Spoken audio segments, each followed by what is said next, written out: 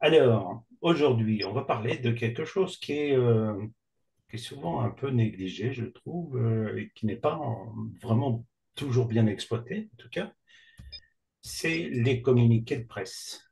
Donc, gagner en crédibilité locale, rédiger des communiqués de presse qui vous distinguent, ça, c'est l'objectif d'aujourd'hui. Donc, vous guider à travers le potentiel souvent sous-estimé des communiqués de presse pour renforcer votre visibilité et surtout votre crédibilité aussi.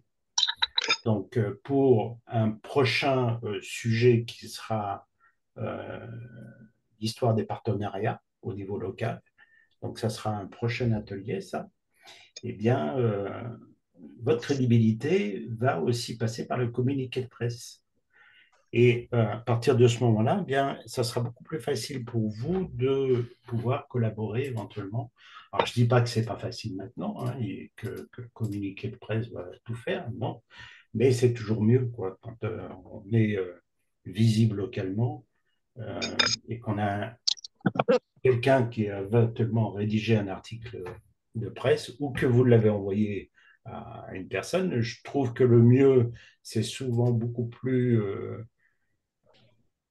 efficace, à mon avis. Pour vous, je vais désactiver. Est-ce que partager, je vais désactiver les micros pour. Ou si vous avez la possibilité de le faire. À chaque fois, je n'arrive pas à trouver des micros désactivés. Ah, tac, tac, tac, tac, tac, tac, tac, tac, tac, tac, non, pareil, non. Bon, ok. Si vous pouvez couper le micro. Alors, oui, le communiqué de presse, en fait, il a quand même son importance. Bon, c'est vrai qu'on est à l'ère numérique, hein, qu'il y a une grosse révolution depuis ces années qu'on a pu connaître. Et puis, eh ben, en fait, il y a encore du monde qui arrive. Euh, on se trouve un peu à un croisement où on se pose des questions souvent sur est-ce que je dois vraiment communiquer dans la presse locale? Est-ce que j'en fais pas suffisamment? Est-ce que c'est pas mieux de se contenter des réseaux sociaux? Est-ce que euh, ça va pas faire beaucoup d'informations?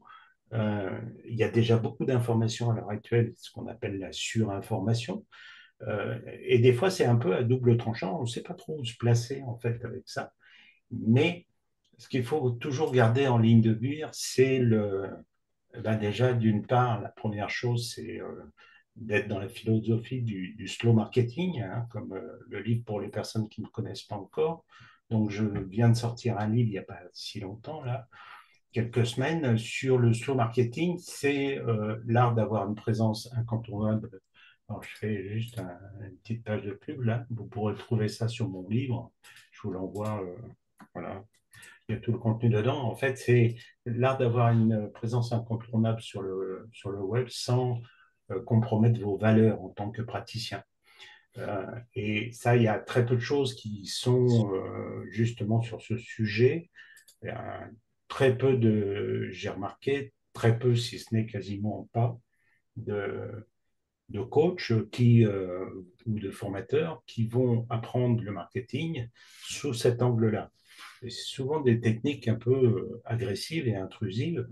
Donc j'ai voulu créer et rédiger ce livre de façon à ce qu'il soit beaucoup plus pertinent pour les praticiens. Et donc voilà, c'est plus à ce propos de pouvoir plus baser sa communication sur une relation profonde et durable, plutôt que de vouloir faire de la masse, du chiffre et du chiffre et du chiffre et du chiffre. Donc, ben, je vous mets le lien, tout le monde.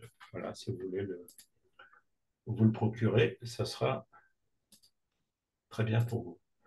Bon, Nathalie, on va lui tirer les oreilles parce qu'elle est, hein, elle est toujours en retard. Bon, ben, bienvenue Nathalie. Euh, donc, alors, je vous épargne un petit peu le début. toute façon, ça sera sur le PDF qui est livré avec la vidéo de l'atelier sur les gens qui ont l'abonnement. Donc, il y aura tout ça. Excellent livre. Merci, Véronique. Tu l'as lu? Tu veux dire quelque Oui, chose?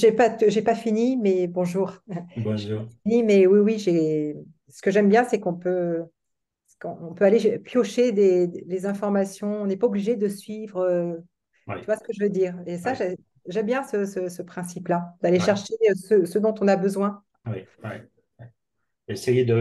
J'ai essayé vraiment de clarifier en plus de ça les chapitres et de savoir qu'est-ce qu'il y a Ouais, dans les chapitres pour que tu ailles à l'essentiel.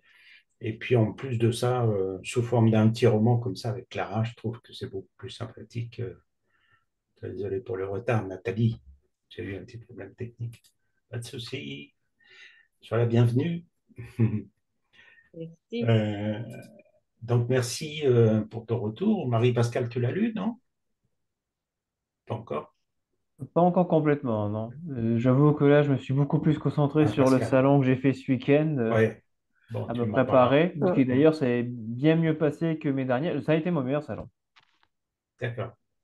Voilà, en essayant de soigner un peu plus le contenu et de me focaliser sur un seul objectif, ça s'est bien mieux passé. Ok, Je ne super. sais pas s'il a été atteint l'objectif maintenant, mais en tout cas, ça s'est mieux passé. D'accord. Bon, moi, tu me raconteras ça. Ouais. C'était Marie-Pascale qui voulait dire quelque Ouais, chose? bah, en fait, je suis en train de le commencer. Je Ah, vais le commencer. Je d'accord. te promets, juré, c'est mon prochain. C'est mon Bon, petit. bah, super. T'es au-dessus de la pile, là. T'es Je suis au-dessus de au-dessus la de la pile. pile. Bon, j'ai une chance alors. T'es au-dessus de la pile. Si, si, si. Non, non, bah, bien sûr que je vais le dire. C'est que. Oui, tu me donneras ton retour. Bon, enfin, merci pour votre retour. Alors, on vit une crise de surinformation, hein, description du climat actuel. Ben, on dit souvent que nous vivons à l'âge d'or de l'information, ça c'est évident avec Internet, etc. Mais il y a un retour de la médaille, en fait, qui est on est dans la surinformation. Et on a des informations partout, c'est vraiment un déluge. Et on a un peu du mal à s'y retrouver dans toute cette information. On appelle ça aussi euh, l'obésité de l'information, l'infobésité. Euh, c'est un peu le mot qu'on a surnommé ces derniers temps pour, pour expliquer cette boulimie d'informations qu'on a partout.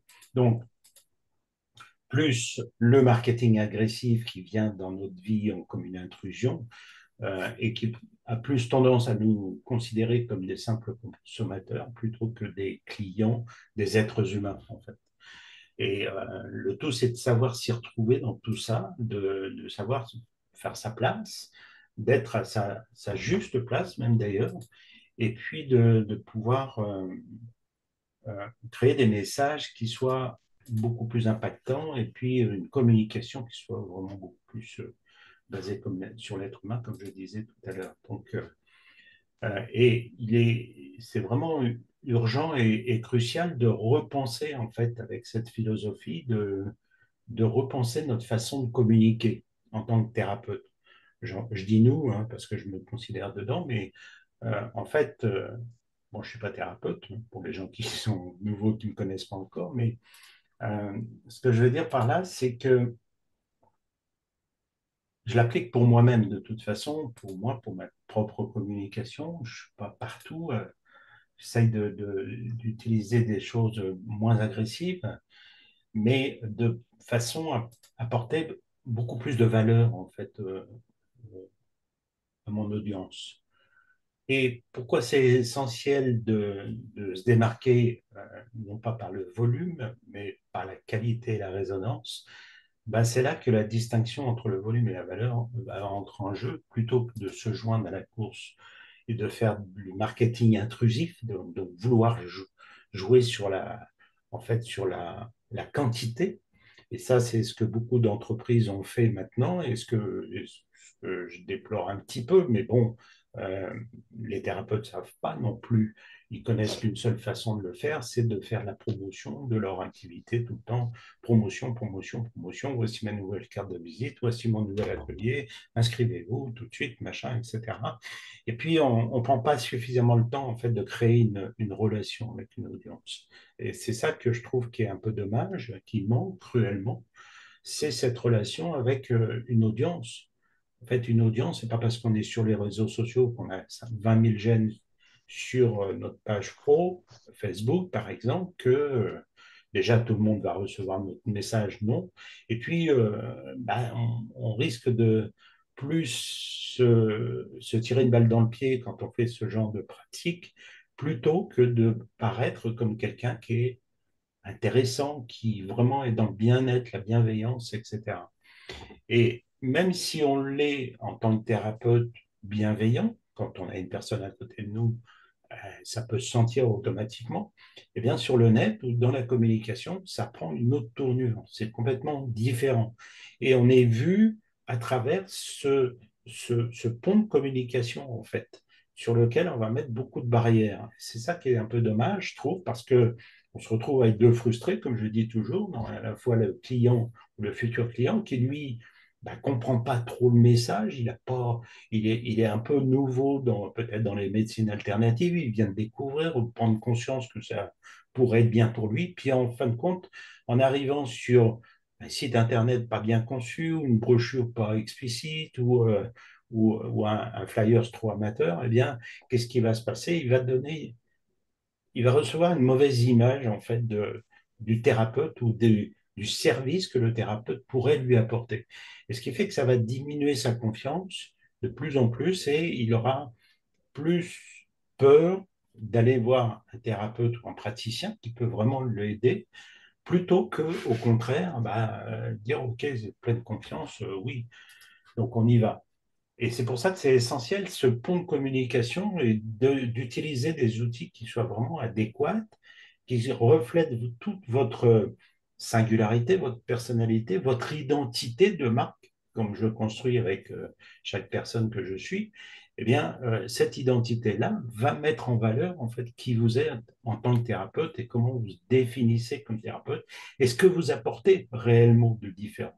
Et c'est ça qui est le plus important, plutôt de vouloir des fois, euh, par méconnaissance, vouloir copier ce que font les autres en se disant ou en pensant peut-être que s'il fait ça, ça a l'air de marcher pour lui.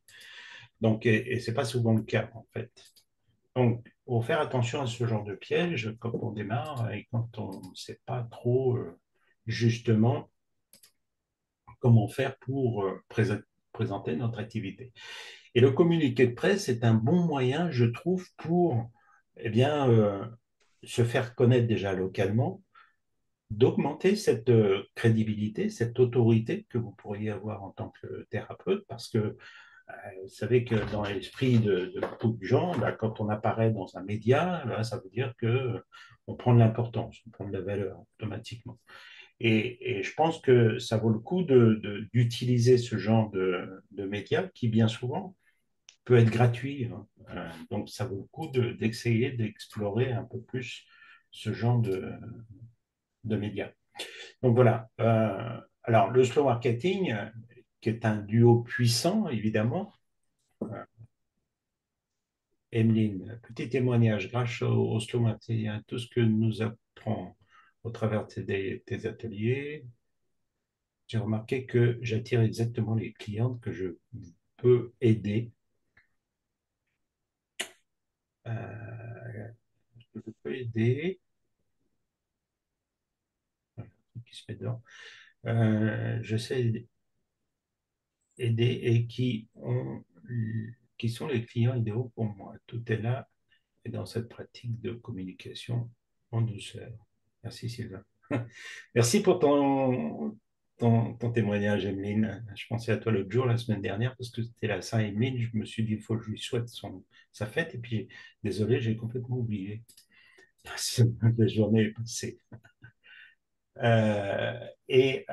Donc, le slow marketing, juste un petit peu pour les personnes qui ne connaissent pas encore, c'est vraiment cette façon de communiquer en choisissant ce que vous allez communiquer, en améliorant la qualité de ce que vous allez communiquer, de façon à créer cette résonance déjà avec vous, comme le dit Emeline là, et puis de façon à ce que, eh bien, on vous perçoive comme vraiment quelqu'un qui est dans la bienveillance, comme qui vous êtes.